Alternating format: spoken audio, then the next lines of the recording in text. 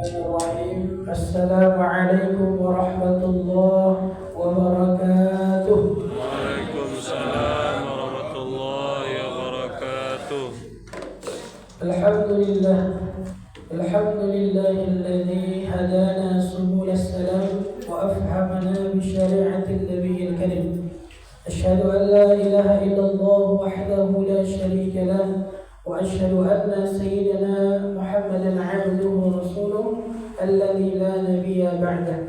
Allahumma fassalli wa sallim wa barik ala hadzal nabiyil karim wa ala alihi wa ashabihi Rasulillah ajma'in. Bapak Ibu yang dimuliakan Allah Subhanahu wa taala. Ya, sebetulnya tadi awal kilo dah ceramah Ibu. Karena mencari waktu lah, dah jam 6 lebih. Akan tetapi Pak RT tetap jauh kita dan izinkan kami untuk memberikan sedikit yang kami tahu tentang bagaimana tafsiran-tafsiran ayat Al-Quran yang diterangkan para ulama kita di dalam kitab tafsir mereka. Sebelumnya kita bersyukur kepada Allah Subhanahu wa taala dengan mengucapkan alhamdulillah rabbil alamin. Kemudian kita bersalawat kepada Nabi Muhammad sallallahu alaihi wasallam. Allahumma salli ala sayyidina Muhammad wa ala ali sayyidina Muhammad. Bapak Ibu yang dimuliakan Allah Subhanahu wa taala, ketika kita mengucapkan salawat tadi, Allahumma salli ala sayyidina Muhammad wa ala ali sayyidina Muhammad. Kenapa ada huruf jar dua di situ? Ala. Allahumma salli ala Muhammad wa ala pakai ala. Kalau kita menghilangkan huruf ala yang kedua, itu bisa bahaya Bapak Ibu sekalian. Kenapa? Karena tingkat derajat keilmuan dan derajat maqam dari Nabi Muhammad lebih tinggi dibandingkan para keluarganya. Maka para ulama nahwu tidak boleh kita mengucapkan salawat meninggalkan lafaz ala yang kedua. Jadi kita diwajibkan membaca salawat kepadanya, Allahumma salli ala Muhammad wa ala ali Muhammad. Tapi kalau dihilangkan wa ali Muhammad tidak boleh, bahaya. Seolah-olah kita menyamaratakan derajat Nabi Muhammad sallallahu alaihi wasallam beserta keluarganya.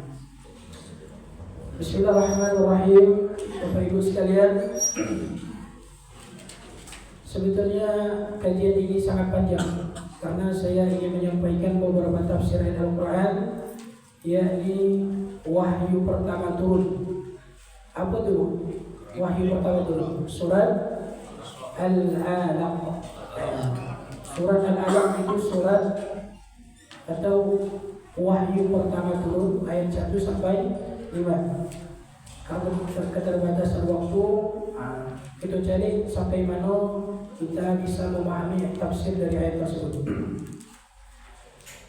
Bapak Ibu yang dimuliakan Allah Subhanahu wa taala, kami di sini bukan sebagai menggurui atau sebagai panutan, tetapi kami di sini adalah sebagai langkah awal dalam latihan. Semoga langkah awal yang kami lakukan ini dapat semakin kuat keinginan kami untuk berbicara di depan umum di sini.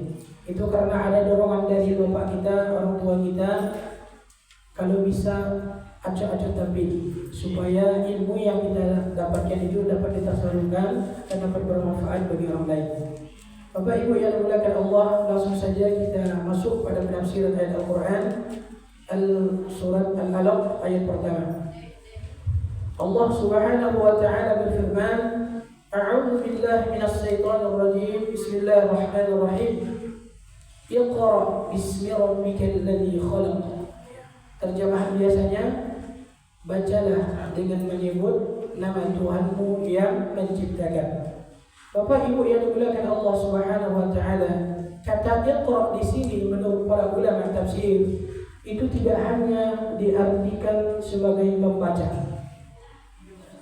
Bahwa para ulama tafsir kita menjelaskan Iqra di sini bukan hanya kita membaca buku, tetapi makna Iqra lebih luas daripada makna membaca. Apa dia? Memperhatikan, menganalisis, kemudian mengklasifikasi, memperhatikan. itu adalah makna Iqra pada sesungguhnya. Akan tetapi pada dasarnya makna Iqra itu berarti menghimpun. Jadi Iqra itu bukan hanya diartikan sebagai membaca, tetapi menghimpun. Kenapa? Karena menghimpun ketika kita membaca saya itu terhimpun terdiri dari 4 huruf S, A, Y, A. Disitulah makna Iqra juga diartikan pada hakikatnya adalah menghimpun. Masuk pada keterangan ayatnya, Iqra bismi rabbikal ladzi khalaq. Bacalah ya Muhammad, kata Allah, dengan menyebut nama Tuhanmu yang Maha Menciptakan. Awal surat ini, awal ayat ini Allah sampaikan kepada Nabi Muhammad SAW ketika beliau di Gua Hira. Ketika malaikat Jibril datang kepadanya, ya Muhammad, Iqra. Ma ana biqari, kata Nabi, saya tidak bisa membaca. Kemudian dia ulangi lagi, ma ana biqari, saya tidak bisa membaca. Kemudian kata Nabi lagi, ma ana biqari, Iqra, kata malaikat Jibril. Ma aqra, kata Nabi, apa yang harus saya baca? Disinilah para ulama-ulama kita, para pakar-pakar tafsir menerangkan apa yang harus kita baca di sini. Apa yang harus Nabi baca ketika malaikat Jibril menyuruh dia membaca. Padahal di ayat tersebut tidak ada objek. Iqra bismi rabbikal ladzi khalaq. Tidak ada satupun objek yang diterangkan Allah apa yang harus dibaca. Maka ada profesor dari ahli pendidikan, dia menerangkan dalam bukunya, kalau tidak salah namanya Profesor Abu Dinata, profesor di bidang pendidikan. Beliau mengatakan objek dari bacaan Nabi SAW itu adalah ada 3. Yang pertama, bacalah wahai Muhammad, perhatikanlah ya Muhammad, bagilah ya Muhammad apa-apa yang ada. Yang pertama, ciptaan Allah Subhanahu wa Ta'ala. Yang kedua, ayat-ayat Allah Subhanahu wa Ta'ala yang tertulis. Kemudian yang ketiga, dirimu ya Muhammad. Jadi objek bacaan dalam ilmu pengetahuan itu terdapat atau terbagi menjadi 3. Yang pertama, ayat Allah Subhanahu wa Ta'ala ini, Al-Qur'anul Karim. Kemudian yang kedua, alam semesta. Kemudian yang ketiga, diri manusia itu sendiri. Ketika seorang hamba kita membaca, memperhatikan, memfikirkan ayat-ayat Allah Subhanahu wa Ta'ala, maka timbul sebuah ilmu. Apa dia ilmunya? Ilmu tafsir, ilmu fiqih, ilmu mantik dan segala macamnya. Kemudian ketika kita memperhatikan alam semesta ini, maka timbullah sebuah ilmu lagi. Ada ilmu astronomi, ada ilmu fisika, ada ilmu biologi, ilmu biologi nanti, ada ilmu anatomi. Kemudian objek yang ketiga adalah ketika kita memperhatikan diri kita sendiri. Kata Nabi SAW, siapa yang kenal dirinya, maka dia akan kenal Rabbnya. Ketika kita memperhatikan diri ini, maka timbullah ilmu-ilmu yang lain. Kalau bisa dirincikan seperti ilmu-ilmu kedokteran, ilmu bedah, ilmu biologi dan segala macamnya. Jadi dari ayat ini menerangkan secara syariat, secara ilmiah, Allah Subhanahu wa Ta'ala memberikan keterangan kepada kita bahwa ilmu itu terdapat menjadi 3 bagian yang tadi. Kemudian Allah terangkan, khalaqal insana min 'alaq. Menciptakan manusia dari segumpal darah. Menurut Profesor Qurasyab, kata al-insan di sini bukan hanya diartikan sebagai manusia Bapak Ibu. Tidak. Tetapi menurut beliau ada 3 makna kata insan dalam ayat ini. Yang pertama segumpal darah. Yang pertama manusia. Kemudian yang kedua, makna al-insan adalah al-insu. Insu artinya harmonis. Al-insan bisa bermakna al-insu. Kenapa? Karena ketika kita seorang di rumah atau ada orang tua kita yang sudah lanjut usia, seorang diri di rumahnya, maka ketika datang para keluarganya mendatangkan harmonis, mendatangkan kebahagiaan bagi mereka. Dan itulah disebut sebagai al-insan, sebagai makna al-insu, harmonis. Kemudian makna yang kedua, al-insan itu memiliki makna nisi. Makna nisi ini artinya lupa. Jadi secara fitrah manusia Allah ciptakan pada hakikatnya mudah lupa. Kata insan itu juga bermakna nisi. Jadi otomatis Bapak Ibu yang menggunakan Allah, kata Profesor Quraisya, bersyukurlah kalian kalau lupa. Loh kenapa? Karena ketika kita lupa ada seseorang yang mengingatkan kita. Ketika kita lupa ada yang memaafkan kita. Disitulah letak keharmonisan manusia dengan manusia yang lainnya. Maka kata al-insan juga dapat dipahami dalam ilmu tafsir adalah lupa. Makna yang ketiga kata al-insan adalah dinamis, bergerak. Kalau yang disebut namanya manusia pasti bergerak Pak. Tapi kalau tidak bergerak, itulah istilah namanya. Jadi makna dari ayat ini kalau kita bawakan dalam kehidupan kita adalah gunakan insan ini, gunakan potensi-potensi yang Allah berikan kepada kita, baik itu mata, baik itu tangan, baik itu hati, pikiran, semuanya untuk menciptakan keharmonisan di segala bidang, baik itu di keluarga, baik itu di pendidikan atau di sekolah. Kemudian ketika seseorang lupa atau melakukan kesalahan, maafkan. Itulah hakikat daripada manusia itu sendiri. Maka Allah Subhanahu wa taala memberikan jelas dari ayat ini, khalaqal insan, penuh dengan makna tersendiri. Kemudian Allah rinci pada ayat ini, khalaqal insana min 'alaq. Ma makna 'alaq? Apa arti 'alaq? 'Alaq apa artinya? 'Alaqin. Allah menciptakan manusia dari segumpal. Itu terjemahan biasanya. Makna 'alaq bukan hanya itu. Makna 'alaq dalam ilmu tafsir, dalam kitab-kitab tafsir terbagi menjadi 3. Makna 'alaq bisa diartikan sebagai segumpal darah. Akan tetapi makna 'alaq juga dipahami, dimaknai sebagai yang tergantung. Dalam ilmu kedokteran Bapak Ibu yang dimuliakan Allah pada salam diingatkan, diberitahu ketika bertemunya sperma dengan ovum, timbullah yang namanya zigot tadi. Dia bergantung di dinding rahim. Jadi kata 'alaq bukan hanya dimaknai sebagai segumpal darah, tetapi dimaknai sebagai tergantung. Makna yang ketiga daripada kata 'alaq, manusia itu memiliki ketergantungan. Setiap manusia tidak lepas dari bantuan orang lain.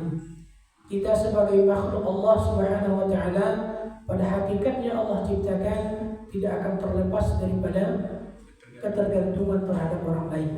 Makanya dalam ilmu sosiologi kita disebut makhluk sosial. Dalam ilmu sosiologi kita disebut makhluk sosial. Maka jelaslah Allah katakan khalaqal insana min 'alaq, yang telah menciptakan manusia dari segumpal darah, dan makna-makna yang tadi. Jadi otomatis kalau ada orang yang memaknai segumpal darah dalam kata 'alaq itu ketinggalan zaman. Tetapi makna 'alaq bukan hanya sekedar itu. Kita lanjutkan Bapak Ibu karena waktu kita sudah mepet.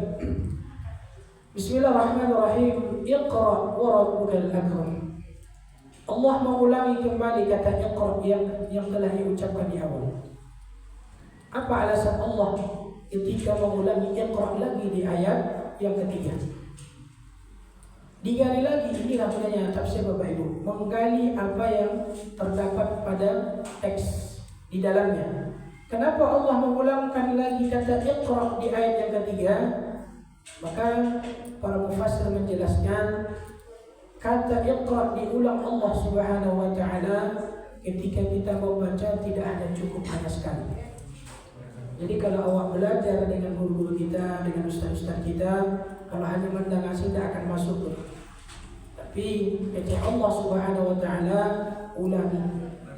Berulang-ulang. Maka timbullah pepatah Minang.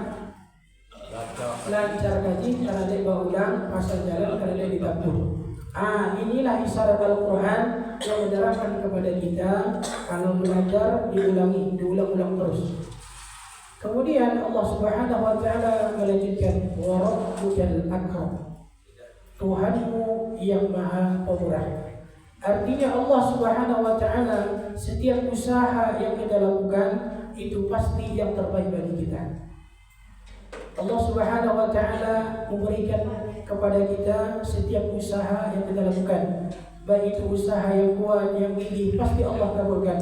Akan tetapi kata Nabi sallallahu alaihi wasallam, keterangan dari para ulama kita, ada bantuan pengajaran Allah Subhanahu wa taala tanpa ada usaha yang kita lakukan. Kita lanjutkan ayat, alladzi 'allama bil qalam, 'allamal insana ma lam ya'lam. Yang mengajarkan manusia dengan pena. Apa maksudnya? Para ulama menerangkan bahwa alat yang pertama untuk menjadikan peradaban itu maju adalah pena. Ketika pena digunakan, kemudian menulis, mencatat apa-apa yang terdapat di alam semesta, ilmu-ilmu yang ia dapatkan, maka disitulah kita mendapatkan keilmuan atau ilmu pengetahuan. Jadi langkah awal yang Allah berikan kepada kita adalah mengajarkannya dengan pena. Artinya pena itu digunakan untuk menulis. Menulis hasilnya tulisan. Tulisan itu dapat dengan membaca kata para pakar, peradaban bisa muncul. Ya, Bapak Ibu yang dimuliakan Allah Subhanahu wa taala, setiap usaha tadi yang saya sebutkan pasti ada ganjarannya yang Allah berikan. Setiap usaha kita yang belajar terjemah di sini pasti ada manfaatnya nanti. Akan tetapi ada ganjaran, ada pengetahuan yang Allah berikan kepada setiap hambanya tanpa usaha. Kok bisa? Allah Subhanahu wa taala memberikan ilmu pengetahuan kepada insannya tanpa ada usaha. Ayatnya mana? 'Allamal insana ma lam ya'lam. Mengajarkan manusia dari apa yang tidak diketahuinya. Disinilah para ahli tasawuf Bapak Ibu. Laitau tasawuf Bapak Ibu, orang-orang sufi. Maksudnya disinilah ayat dalil orang-orang yang dekat dengan Allah Subhanahu wa taala mendapatkan yang namanya ilmu laduni. Apa itu ilmu laduni? Ilmu yang dianugerahkan Allah Subhanahu wa taala kepada hambanya. Kepada hamba yang seperti apa? Yang dekat dengan dia. Jadi ada dua cara yang untuk mendapatkan pengetahuan itu. Yang pertama dengan berusaha, membaca, berpikir, memperhatikan, kemudian ditulis. Kemudian cara untuk mendapatkan ilmu pengetahuan itu adalah Allah Subhanahu wa taala yang langsung memberikan kepadanya. Syaratnya orang itu dekat kepadanya. Kalau awak dakik sama kawan, sahabatnya dakik mana, pasti rahasia-rahasia kawan itu tahu. Mau dia ikut juga. Kalau dakik awak sama yang pencipta itu, pasti rahasia-rahasianya dia ada semua.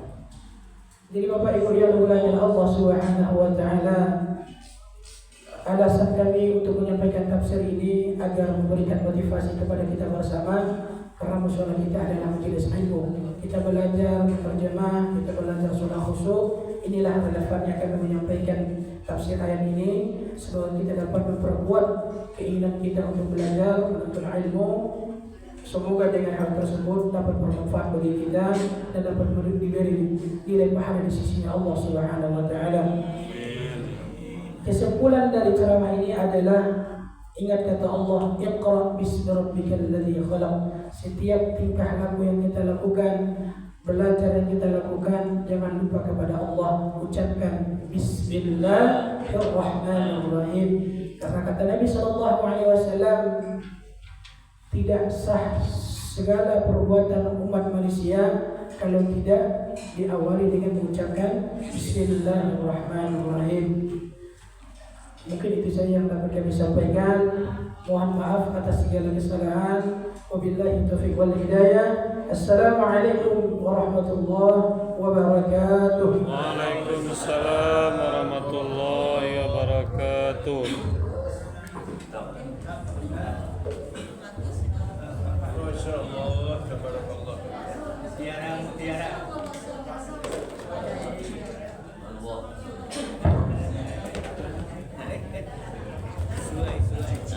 Suai.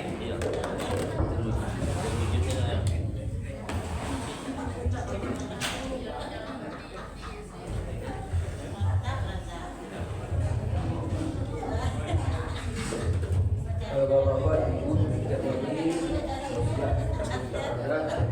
kami beritahukan bahwa hari Minggu besok kita mengadakan Isra Mi'raj bersama Ustaz Dul Karnain, Ustaz Karnain Rajo Lenggam, Ustaz Uji. Sekali lagi kami beritahukan hari Minggu besok waktu pada Isya kita akan mengadakan Isra Mi'raj bersama Ustaz Dul Karnain Rajo Lenggam, Ustaz Uji. Itu mari kita bersama-sama menghadirinya minggu besok sudah keadaan Isya. Demikian, terima kasih atas perhatiannya. Assalamualaikum warahmatullahi wabarakatuh. Waalaikumsalam warahmatullahi wabarakatuh.